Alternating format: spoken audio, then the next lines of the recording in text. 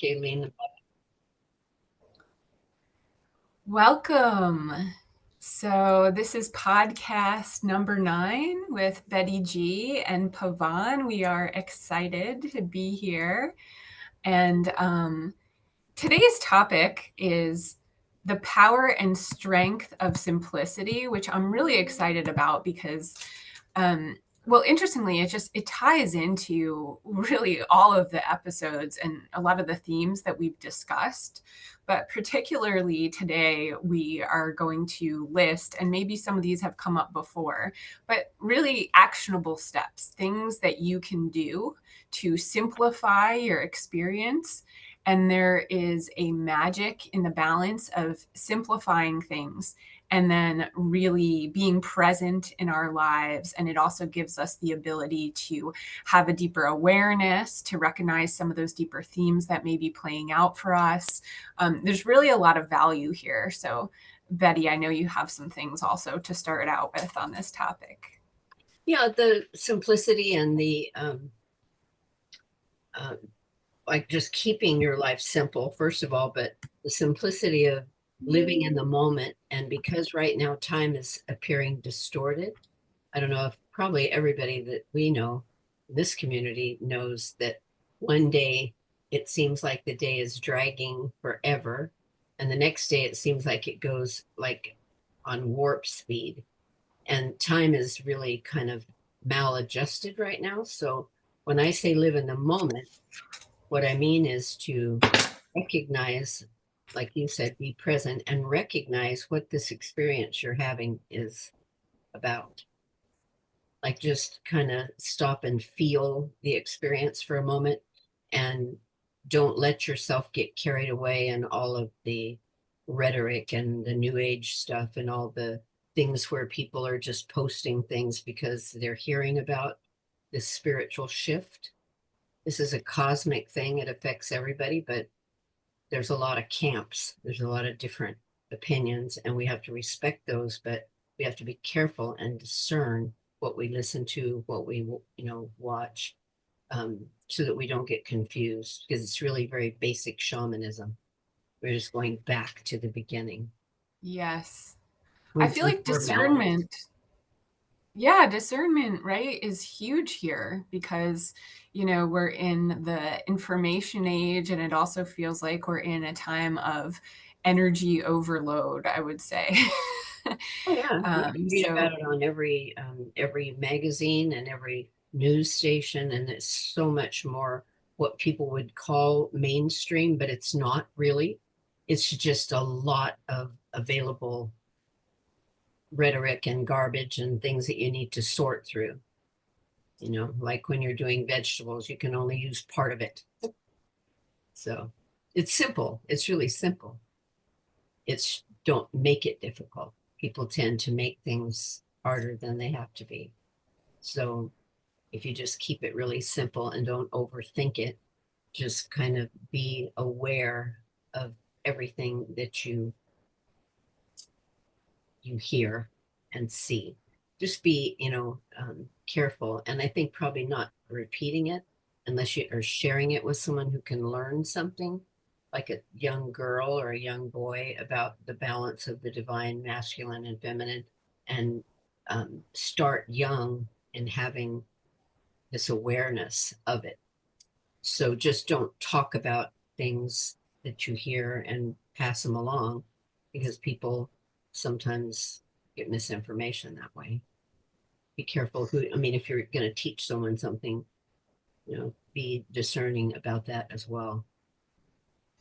yeah, and this balance of the divine feminine, this empowerment of it, this has really been like our favorite topic in a way, or part again of what has come through repeatedly. But I think that part of that reflects the times we're in, and also when we talk about, and you were talking about this before we got started, it's about the energies, and so the shamanic piece of that, right, is we can go back to nature and we can see it reflected in the balance in nature as an example. So we're not talking about like gender roles or identity even, or, I mean, it's really about like the energy of the masculine, the energy of the feminine, sort of like, what is that? We've talked about the divine feminine as the creative aspect, the creative power. So that can show up for men, it can show up for women, it can show up, in whatever type of role or situation.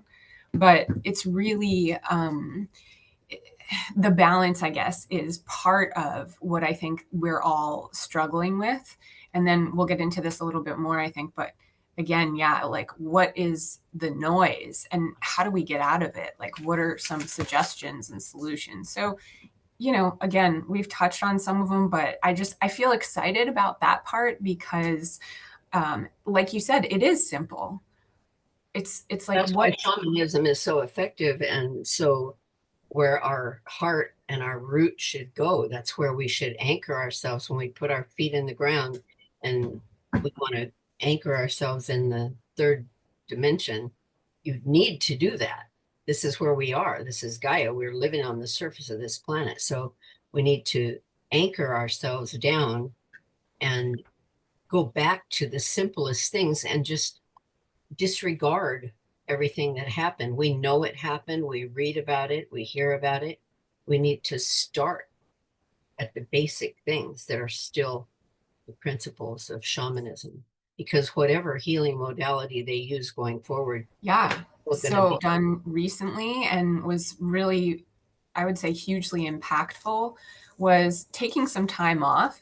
And then I also, it wasn't an extended retreat, but some of the time that I took off, I had a few days where I was able to go on retreat. And so that really looked like me by myself, technology detox, no cell phones, no computers, outside in nature, meditating, doing yoga, or just like doing nothing but observing.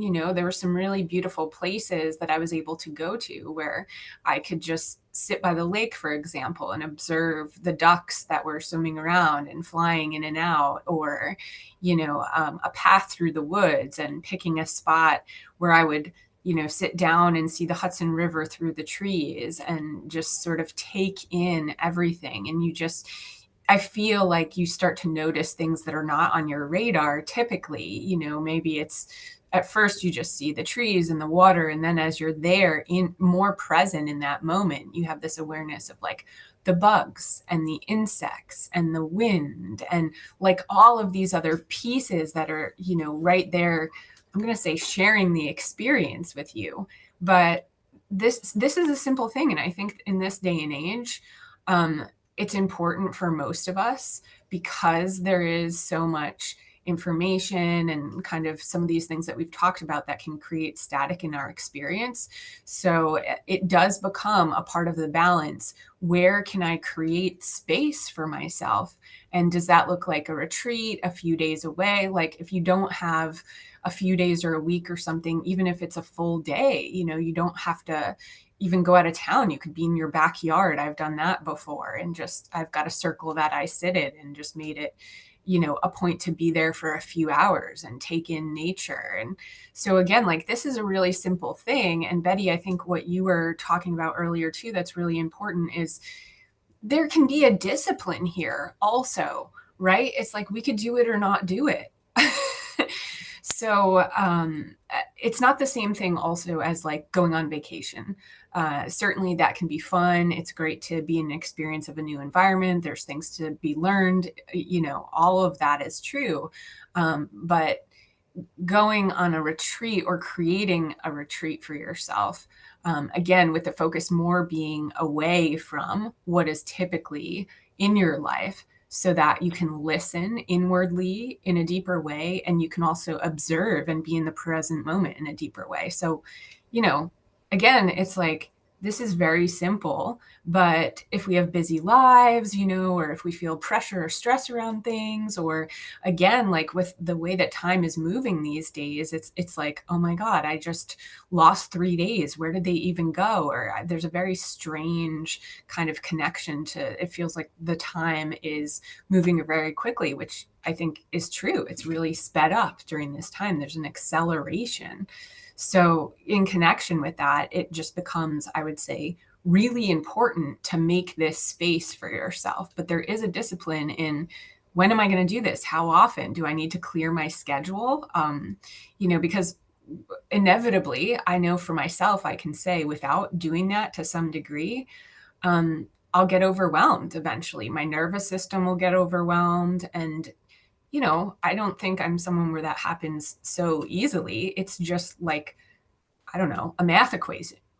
It's just like eventually there's too much in your experience. Well, the thing about the self introspection, doing any of the things to balance the divine feminine and masculine, um, anything that we choose to do like that, we have to incorporate that into our routines and change what we've been doing. And this intimacy that you can have with yourself and with what you believe and what you know, you can take time out. I just don't feel like these large groups of people online that say they know something, how they can feel intimate connection with creator or with their self and work on that when there's thousands of people that say they love them, and they say I love you back, and they don't even know these people.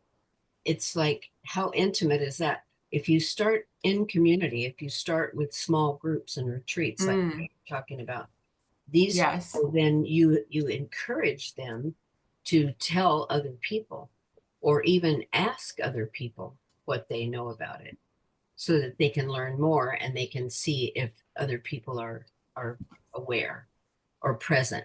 And when you start small, and with children, girls group like um, co-ed, whatever you want to have at the park, go in, walk in nature and teach them about things and stop and look at things. It puts things in perspective. And once you start to spread the word, I think that's the best way to spread the word in any way, is just to tell others. The ones that are supposed to get something from it, and the ones that don't, go on by and they learn their lessons where they will. Those I that we think can reach that, is, it's amazing to just, if you think you should say something, say it. Ask yes. the person what they, I mean, it's interesting to find out when you think you know someone and then you find out what they really believe, what they really, want to know more about. And This and you can getting always back, call us for questions if, and anybody wants to call and ask a specific question. We don't have to address it on the live eventual, podcast. We can answer personal questions for people, right. you know. Yeah, and this is another just super simple shamanic piece, right? Like getting back to community. But you're also, at least this is what's jumping out to me, differentiating between community virtually, which, hey, we're doing this and we're grateful, and there's a huge value to being able to connect in that way. But it's also really important to connect with your local community, like up close and personal, live in person, right? And part of that community is nature. So yeah, going out, taking a walk, like this is one version, but then, right, how are we connecting with other humans in our local community, and what does that look like? And that is something that is really connected to our well-being. And I also think that, again, even though this is simple, it's shifted a lot, right, in the past like 5 or 6 years, where in some ways, because we have access to more things virtually, there might be less that we do in person. And maybe depending on your situation, there could be a little bit of a balance there.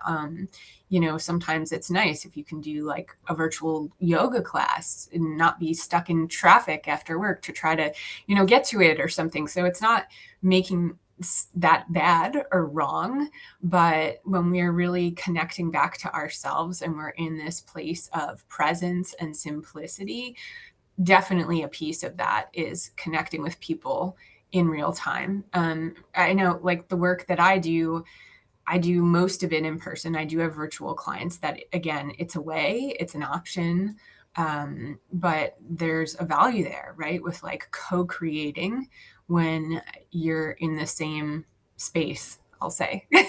Well, I mean, the vibration of people who are in the new frequency, there are people that are not making choices to recognize the new energy. It's not a choice to leave the planet and go to another planet.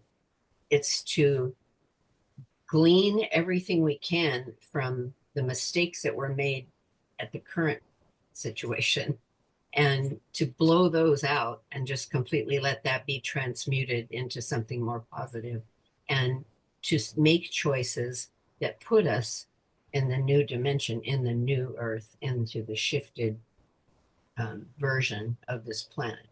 This is so deep for most people, they can't um, quantumly think yet. So it's understandable that when you have a choice, you're going to go with your habits, you're going to go with what you've always done. There's a saying when you work in a government office, why do you do it like this? I would say, kind of try to catch some errors or something. I would say, well, why are we doing it like this? This is not an efficient system. And they would say, well, because that's how we've always done it. Right. So when we do that now, if we do that at this point in this um, designation of a new way of being, that's just going to kill it. That's going to be why the reason why it has stayed this way, stagnant, Mm. not flowing for such a long time.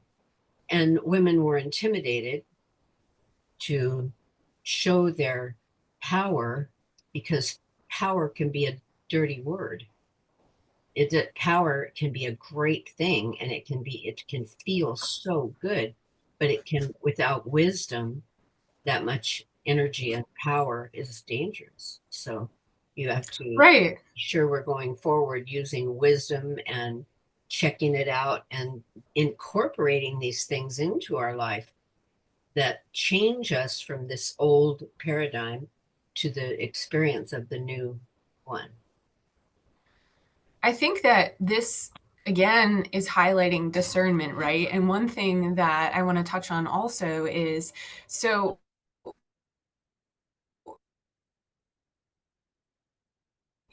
we're discussing things from ways that have been around since the beginning of time. Sometimes that can fall into the realm of new age.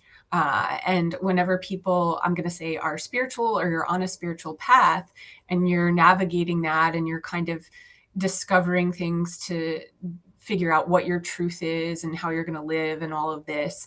If you have a religious framework, for example, there's like rules and there's a structure.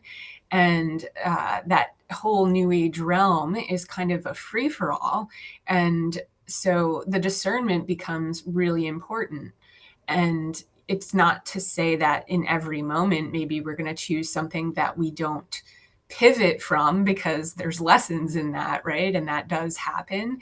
But this is an area where there is like a lot of information, a lot of misinformation, like you were saying, just like a lot of opinions, like sometimes it's like, oh, if that person has a lot of followers or something, then like their message must really be, like the truth or accurate. Or so always knowing that, our truth is our own experience and navigating from our own, heart space you can kind of feel into something energetically, right? Like if you are listening to us, frankly, or like any other podcast or any type of information, and Intuition. Yeah. yeah, if it is coming from a place that is not quite authentic, and that may not even be in the conscious awareness of the person offering up the information, but yeah, your intuition will tip you off to that.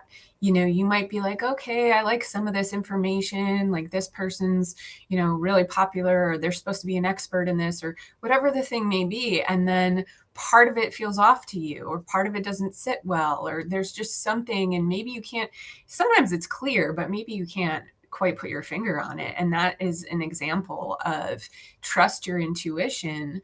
Oftentimes there's some, I'm going to say, misalignment.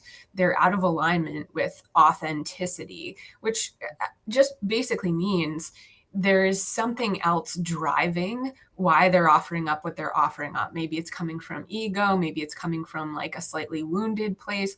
Like, this is not, we all have this. I mean, but again, being able to navigate yourself in the spiritual terrain, I guess, really connecting with this, that also allows things to be more simple, because otherwise we're just in this wacky new age soup with like lots of guru-esque weirdos.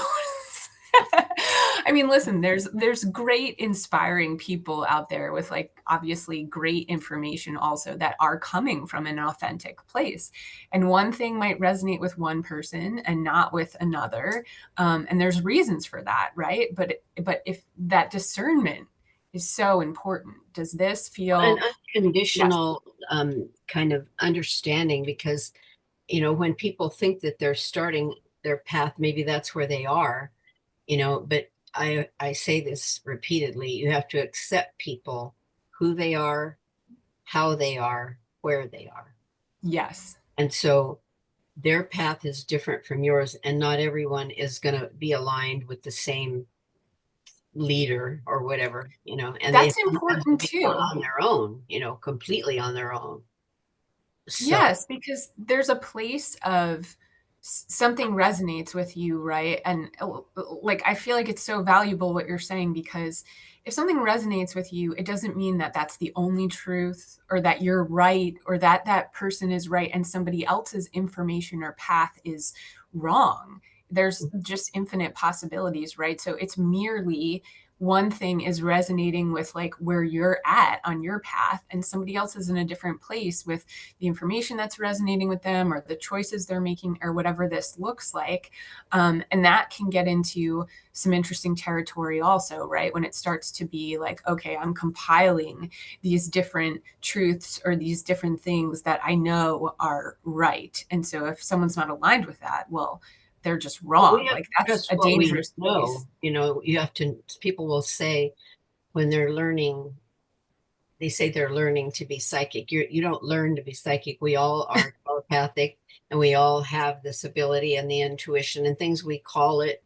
I just had an inner knowing, or what. You have to trust and know that what you know is what you know. And until you get that feeling, and that is not something you can describe in words, it's more of a like an arrival at a place where you can, oh, I know that I know this.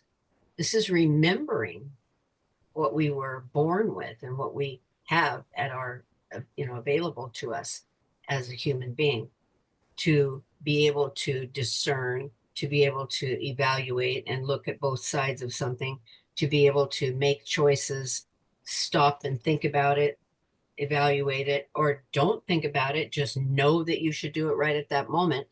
It's trusting this inner innate set of tools that we have to work with. And when you wake that up and you start using that, you don't need all the news and all the different opinions and everything. You will come to know what you know already. It's remembering it, not learning it.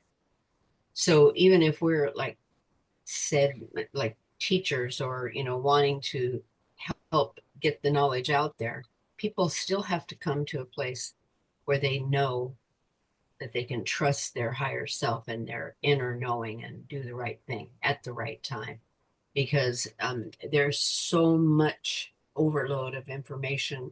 It's a wonder that our brains don't just short circuit.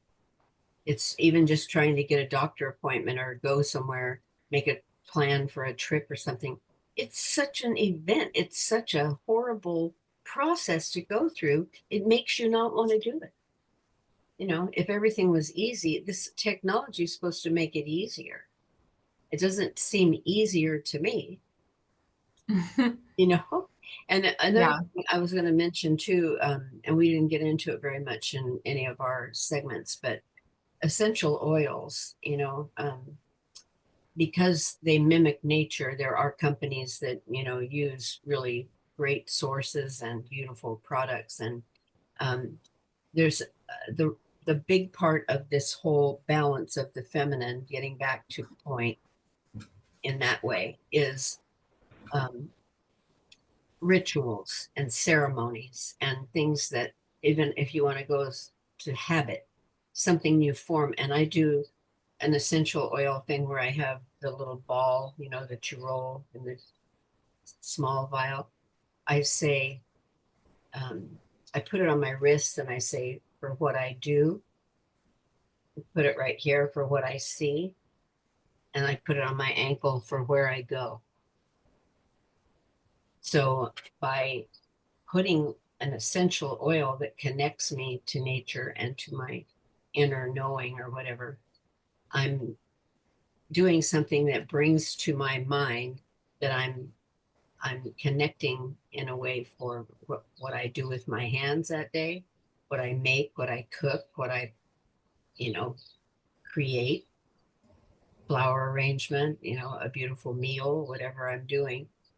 What I see, this reminds me, my third eye, it's what I see, to look at things more deeply. Don't just get caught up in the materialism and the capitalism and all of the things and the ads and all that. You know what you see, right? So there's a knowing and a seeing. And then where you go, we discern that. We don't have to get in the car. We don't have to get on a plane. We don't have to walk anywhere. We can do be where we need to be. Right? So these little rituals and habits and whatever you end up calling them, affirmations or whatever, are important to individuals. No, it doesn't have to be taught a certain way. Each individual has their own navigational system to get them to that place in their heart where they have to live from um, a feeling space rather than thinking. And the only thing you need to think about is how fast you can get away from whatever misinformation you're getting that clouds your mind. You can turn off the TV, you can turn off the computer, you can walk away. You don't have to watch it. So I think that's important. Some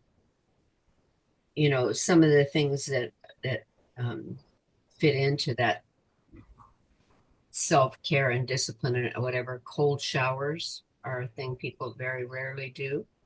They're very stimulating for the blood system, and there's so many good things about a cold shower that people should start thinking about. What I do is, at the end of my hot shower, my bathing shower, I turn the water down slowly till it's really cold, where I, gradually get used to it. And I rinse my body with cold water because it exercises the capillaries, the blood system that's right at the edge of the skin. It contracts and expands them, and from warm to cold. And it's really good for you feel good if you do that. So little things like that to incorporate into, they don't, take longer than your regular shower. Things like that.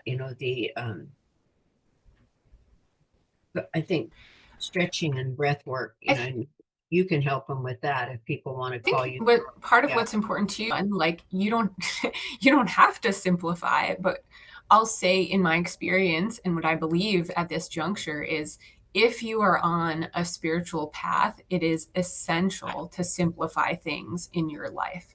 And if someone's like, why? Why do I need to do that? I mean, we're already getting into it, right? But chances are, if you're on a spiritual path, then you'd like to experience growth or expansion or more presence or be more connected to your intuition, right? Which is tied in with the really bringing in the balance with the divine feminine. And so like this is some of the why. It's like what's your why? Do you want a bigger experience of your life? Do you want to feel more present and more grounded and more aware and more clear and more focused? And so simplifying also, I think we've talked about like clearing your space, getting rid of extra things. Do you have clutter in your like closets or in your kitchen or whatever? Paring down, what are your essentials?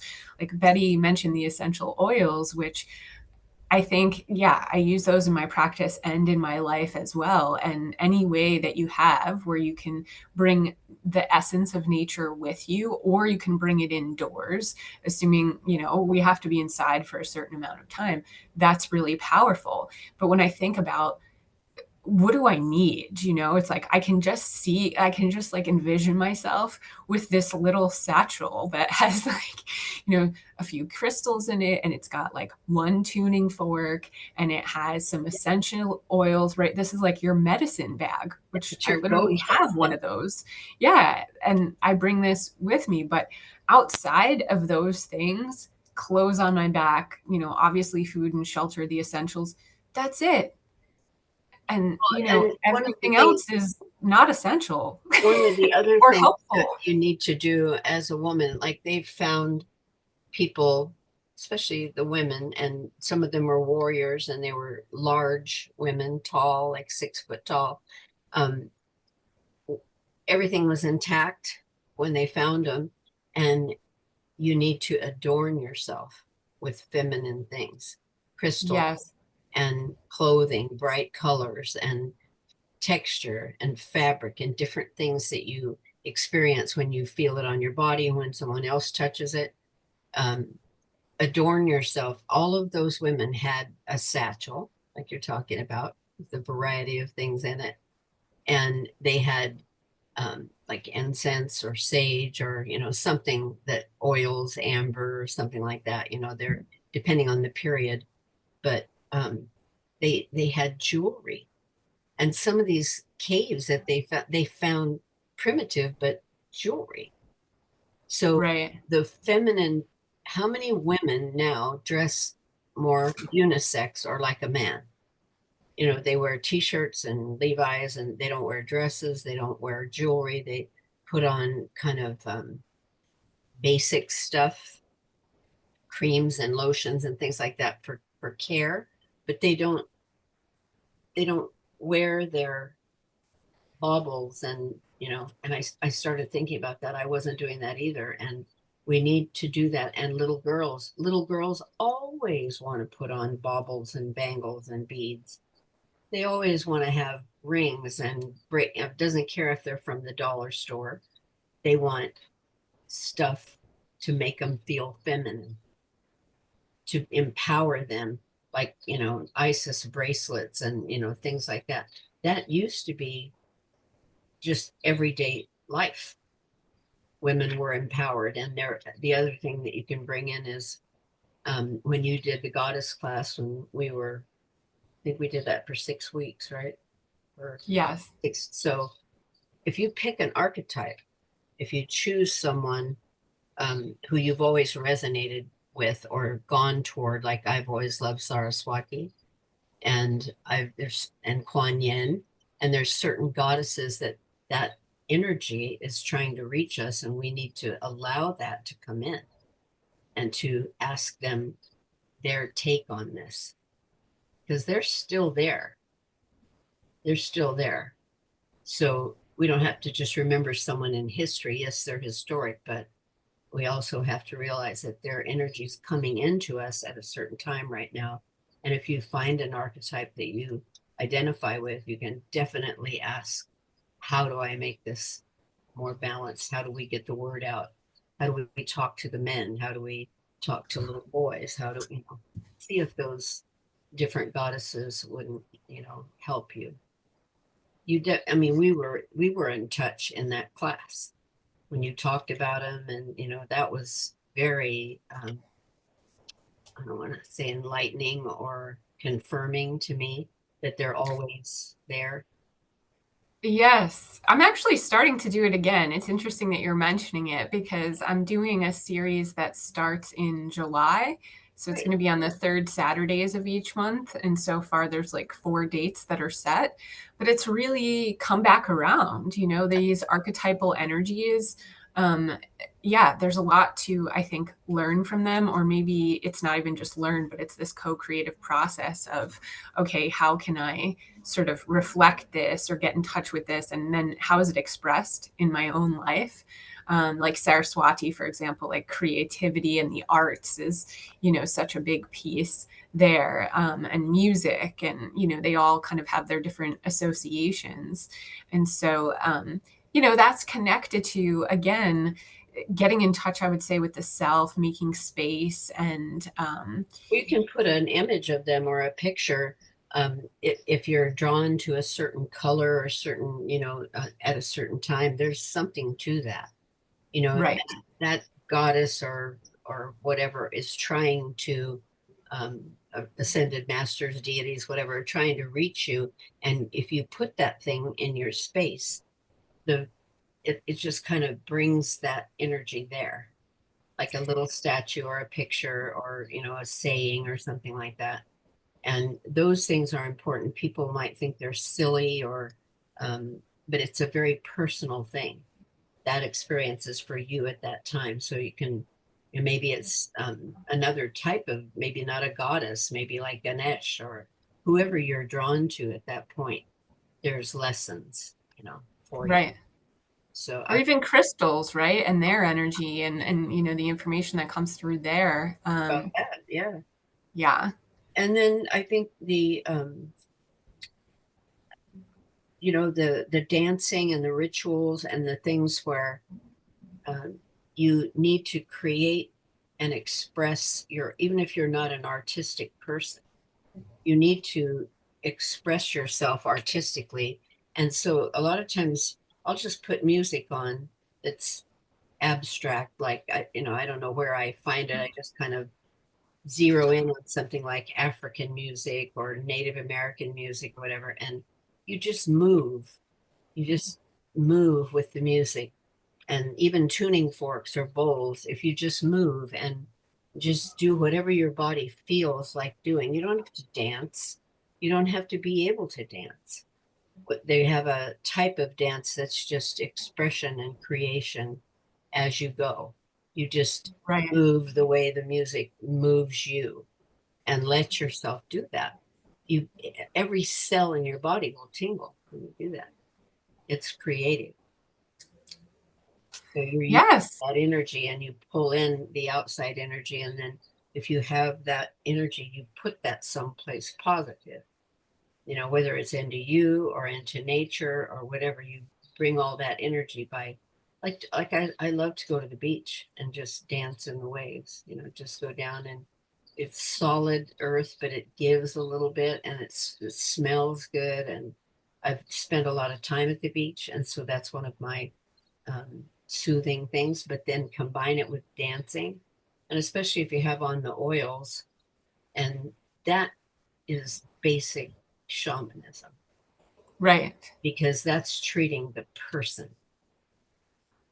That Yeah, person has expression. That person is getting energy out, putting energy back, enjoying a place that's just beautiful to be, just to be, not to do anything, just to be there. And then dancing and letting out the expression of your individual being, your soul, letting your soul relax and dance. And everybody needs to find their method for reaching that place. that gives such a beautiful like picture and snapshot that kind of checks all the boxes of what we're talking about, because it's like you're in nature and you're in this natural ceremony, and you're getting in touch with yourself, and you're making space, you're making the time to do it, it's a priority. Mhm. You're automatically in a space that, the technology, that detox piece is there, you're not engaging with any of that, just that state of being and presence. It's like that in itself is really such a medicine for us. And And easy and free, yeah, unless you have to pay to get into the beach, which some places you do, but that's yeah, okay because yeah. it used to be one of the only things that was free, the sunset and the sunrise. And now you do have to sometimes pay to get, someplace where you can watch it. But It's interesting that all of the things that we already, Another part that was coming up is uh, devotion and devotional. And, so this is something that has been kind of swirling and I've been contemplating the past couple of weeks. But there's this balance, right? I think of being in a lighthearted space, which again, that like image of just like dancing on the beach or just the movement and the waves and being out there and present. It's really like a great example of being in this devotional space. And when I say devotional, it's like what I'm meaning in this moment, I think, is like, can we bring a level of actual devotion, love, and presence to whatever is at hand in the moment? And it's a practice, right? It's like we're not going to be there in every moment all the way. But when it starts to, it's like, how can I be devotional in my relationship with like my partner or my husband, or how can I be devotional in the way that I carry out my work and the details of that and interacting with my community. And it's also something that can, when you get into the energy of it, reframe your mindset and make it more simple also, because you're not thinking about like what is the right thing to do or planning something for the future. You're dropping into this loving devotional space, and from that space you just know the action. You just know with your intuition the next step. So that energy creates a simplicity that is really valuable. And you'll be called to ceremony and to go on your vision quest and to gather with friends and be in community. It's like it enfolds all of these things. well, I think it's the devotion to our divineness, because Yes. we're born divine. We are all immortal. We are all divine. And whether it's the masculine or the feminine or a complete balance of both, we are divine beings. And we're being devoted to the Christ consciousness. We're being devoted to unconditional love. We're being devoted to who we really are. And we really Right. are divine aspects or little sparks of creator. So if you are part of that and you're going back to that simplicity of honoring where you come from and Right. respecting yourself, loving yourself, doing good things like rituals and creating good habits and cold showers and healthy food and breath work, and that's a way of living your life where you don't expect others to carry you or balance you or fix you or help you. You do that yourself because you have everything you need when you're born here.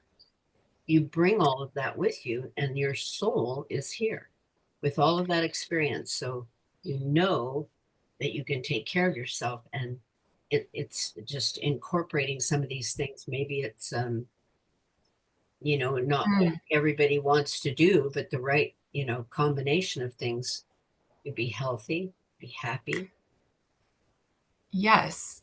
And what was coming up as you were saying that is, right, it's important. Like, what are we devoted to? Well, yes, if we are aspects of God and the Creator, and we know that that is in everyone and everything around us, then there's this sacredness that we want to honor in ourselves and in all of these things. Yeah. But also, we can see sometimes that there is this is more of a mind kind of ego thing that is very cultural, I think, for the Western world. This space of doing certain things like the healthy foods or the routine, but it's coming from a place of perfectionism possibly, and not a place of honoring self, but this place of I have to do it all, or I have to do better, or I have to make sure I do everything correctly so that like, there's a piece of like, so that I can be the best version of myself. But sometimes what the undercurrent of that is like, because I'm never good enough, or I never feel good enough, or whatever. Like, this is a common thing. So it's like, yeah, no, like I do the supplements and then I go for a run and then I meditate and then I made sure I called those 6 people and, told them that, and it's like on and on and on. And so that shift can be a journey, but right, yourself when you're doing something, if you're coming from that devotional place. And I'm using the example of kind of, how we can self-sabotage a little bit, but certainly this shows up in other ways too. Like, are we devotional to the environment? We've talked about this in other, podcasts, or in these other relationships we have. Is the action we're taking, even if it's something kind towards someone else or like good to do, is it coming from a place of, I need them to see me a certain way, or, something like that, that kernel of, am I good enough? Or is it coming from a place of, yes, I am. And I want to, share my presence and my gifts, and I want to honor them because they're also an aspect of God. And I want to be in their energy and open to what they have to offer to me, and the reciprocity and all the good things. And so, yeah, that just felt like an important Well, piece. sometimes doing nothing, um, people will say, well, I just really butchered that thing. I just screwed it up. And I'm, like I look at people and I say, well, you got to be good at something. Like, you're good at screwing things up, at least you did that. And it's a joke. But when you get down to this point, this zeroing in on this, it's it's kind of like, doing nothing sometimes is what's called for, and you have to do that well too. Right. So even if there's no action required, or no words, or nothing that you can contribute, sometimes knowing when to do nothing, or you got to do it well. Even if you're doing nothing, you have to do that well. Ah, I love that. Can you find the devotional place to do nothing Yeah. if you're not in alignment with, that whatever the action That might is be? getting in alignment. And that is like I said, when we look at basic shamanism, there's not very much more that you can add to it. It existed and outlived everything, and Right. there's a lot of people that might want to, maybe we can do a segment on the Nag Hammadi, the scriptures that they found that tell kind of a better version of what really happened. And during the times when we have these powers, we were taught by priestesses and goddesses and feminine images, that even the mother, you know, it if you look at those scriptures and you read what really happened, and I kind of think that that's maybe the best version of it so far. Um, you can understand why it happened. You can understand that it happened, that we were traumatized and, brought forward in a way of feeling that lack of worthiness, when in fact, if you're a creation of God, people want to call that consciousness God or creator, um, the best thing you can do is to be the best version of you, not let someone else be showing you how you should be, what you should do, but just being the best version of you. And that is really simple. And that's where you honor your intuition and you have a knowing inside of what you should do or not do. And I think it's kind of like what we used to call, tuning out. You just have to tune things out that are overload, that are sensory um, damaging, because there's just too much. It's like when you have a radio on 6 stations all at one time, when you're trying to listen to all that, it just makes you crazy. You need to sort through. what you actually need to know, and don't overthink things. Try to live in a heart space where you feel things. And I think the incorporating some of these things that we've talked about, like the nature walks and being around children, and ask them the questions and let them teach you what they know, because they already know a lot more than we do. So it's difficult for people to understand that, but you have to let these younger generations, what they brought here, develop. You can't traumatize them and make them feel like they're not worthy, right? We want to build them up, make them know that they can handle things and that we trust them and that we believe them. And I mean, a lot of people have children, and this is important. You need to listen to your children, see what And have fun, right? Like have fun with them. I'm just, have fun with, play. thinking like Yeah, kids playful. offer such a great opportunity to get into like laughter. I mean, you are so present and lighthearted when you're in that space. Mhm. And I probably have shared this before, but I know for myself, I can just get into stretches where it's like I'm too serious. So part of or taking life too serious.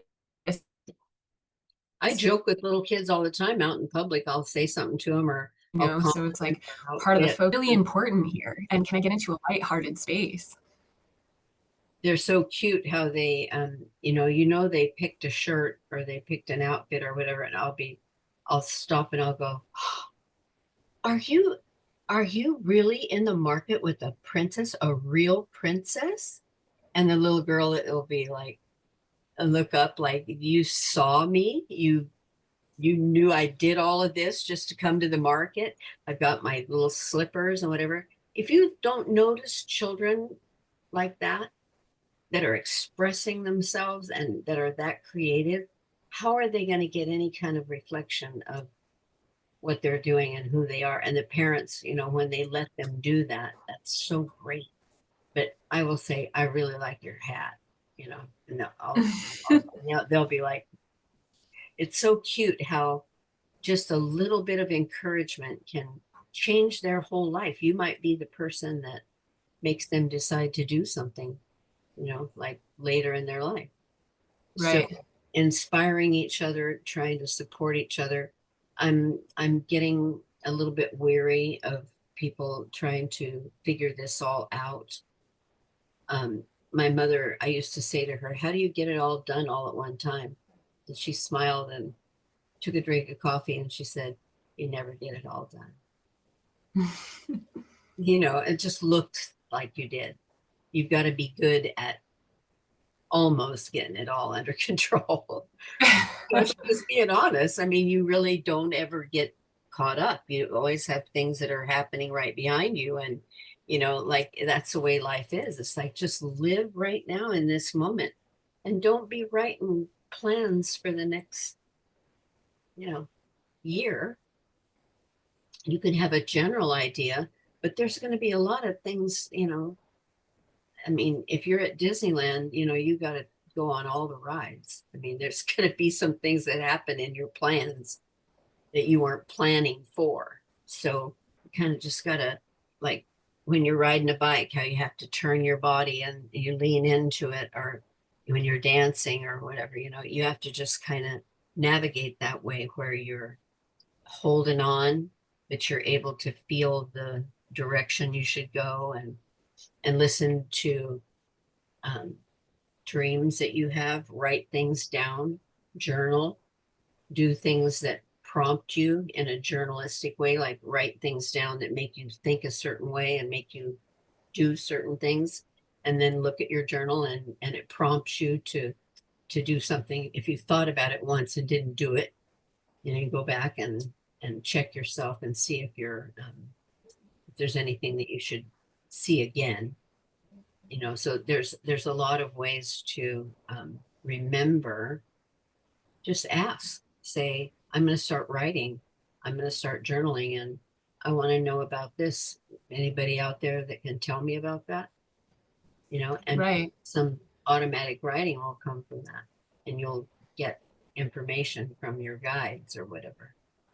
I've had this. And this is it's connecting with or making me think of simple can still be very enriched and enriching and vital. And so like we're not saying just do your job, sit outside in nature and meditate and like that's it, or so like I mean, this may look like you travel, you have beautiful experiences, maybe you're in a transformational place right now and you're about to like go back to school, or you're thinking about anything, starting a new job or a creative project or a hobby or whatever. So it Or can quitting still one, be, yeah, quitting one that's really not right for you, you know. right, enriching. And it's about, again, following that intuition. And so the experience still has a lot of like new energy and vitality and excitement. It's like there's such a value in being able to just kind of pay attention a little bit and then be present and see what, I'm going to say, I don't know, comes down the pipeline or reveals itself to you, and there is an adventure in following that, sometimes, versus like coming up with the thing yourself, like, hey, I need a plan for this next job. I'm gonna apply to this type of thing because I think it would be good and it makes this amount of money, or something that's coming from the mind, and it doesn't make it wrong. But when you create that space, that's where we've talked about this quite a bit, but right, the possibilities and the synchronicities of someone or something shows up in your path that leads to the next thing. And what if we don't even need to, know what that is? So there's this enrichment and this adventure in being in that present, intuitive, simple space where, yes, we're engaged. We go through the door when it's there. Like, we take the actions, but we're paying attention to what life is offering up. And I don't think, when things are, there's a lot of extra stuff in our space and we're kind of on autopilot and there's all this information and our schedules are busy and we're in traffic and just on and on, all the things, right? Like the space for moving in that way, just isn't there. So I sometimes use space and time a little bit interchangeably, but there is like an alchemical piece here, right? There's a little bit of a magic we can do where we can't literally create more time, but when we slow down in our lives and we're more present in the moment, it like that presence is what creates more time. It does. It's like slower and more intentional, and it's really the only way to do it. I mean, it's the only What way matter? to create more time and to feel that value in life. When Tracy was young, we would, I was driving her and her friends around all over the place, and we would have a destination, and we'd get in the car and start playing music and talking and laughing and stuff. And I might make a wrong turn or get off the wrong off ramp or something, and then I would be like, "Oh man, now we're lost." And my daughter would say, "No, Mom, we're on an adventure." And I'd say, um, "You never know what we're going to find on this street. We just can go this way now instead of the way we were going to go. And maybe there's a reason why we were diverted. Like maybe there was going to be an accident on the road that we were on, or maybe we were going to break down, or maybe we were going to, have whatever, but we can still get where we're going. And it's how you look at it, right?" Right. So she goes, "Look, there's a yogurt shop. Let's go have a yogurt." And Right. well, we never would have seen the yogurt shop if we were on that road over there, right? Hmm. And so it's kind of a way to look at life, to not be too serious about it. And she also had worked at a rubber stamp store that it was called Stamp Your Heart Out. And it was rubber stamps, and she did art with those. And one of her favorite ones was a jester, and it said, "Life's too mysterious, don't take it serious." And getting lessons from my daughter, for her whole life. And uh, Right. it's interesting that I have one guide that's been with me for many years named Lenny. He's a Native American. His name is Leonard, but he goes by Lenny. And he's been leaving me a dime and a penny in the most unusual places. My whole life, I've been finding this dime and penny. And the other day I was doing some cleaning in a room here where I live, and there was a basket. And I was thinking, I really got a lot done, and this is great. I'm not thinking about negative things. I'm going crazy. I'm doing a lot. I'm accomplishing a lot. And I look down and there's a dime and a penny. And I always hear him laugh. He always laughs. Funny, to remind me that I'm on my path. He's letting me know that he's there, but I'm on my path. And so if you don't, I want to say, be discerning, choose wisely when you choose your food, when you choose your activities or whatever, but don't critique yourself too much. Right. Just let things flow. Get out of your own way. Step aside. Like when you have an animal, you have a dog or a cat, and they're walking around under your feet. There's some animals will stay out of your way. They know they need to move when you're walking toward them. And others aren't even aware that you're there. They're not, picking up that you're coming that way, and you're like, get out of the way, get out of the way. The difference in those animals is it's the same thing with people. We go on energy, Right. are watching out for other interactions, and we use our sensory energies to not run into each other like that dog that moves out of the way, right? So get out of your own way. Just step aside and let who's in there run the show. Mm-hmm. Don't be too complicated. Don't make it traumatic. Don't make it negative. Just say this experience was what I was supposed to go through, and I'm not going to beat myself up or critique myself about how I could have done it or whatever, because actually that's a waste of time. If you do something, you do it, it's done. You don't want to go back and do a post-mortem and do an autopsy on the event and say, why did this happen? It just did. It just happened. You went through that, and there's no need to critique yourself. I think um, trusting the knowledge that we all are born with, the remembering those things, and anything you can read or watch that is really good about honesty and consistency. You see the same thing over and over and over, then most likely there's something you should chew on for a little while. But like I think that we don't have anybody to ask, because all of our life we are taught to ask before we do something. We're taught by our parents, and then when we don't have anybody to ask, when we're on our own, and we're all of a sudden out in the world, and we call our mom and dad, right? Or you might call a sibling who's had experience or something, but we are um, taught to ask. So when you are an adult and you don't ask somebody, you make your own decisions, you do have ways of asking. You can ask yourself. I love that. I feel like we should, I have, it feels complete. I don't want to add to that.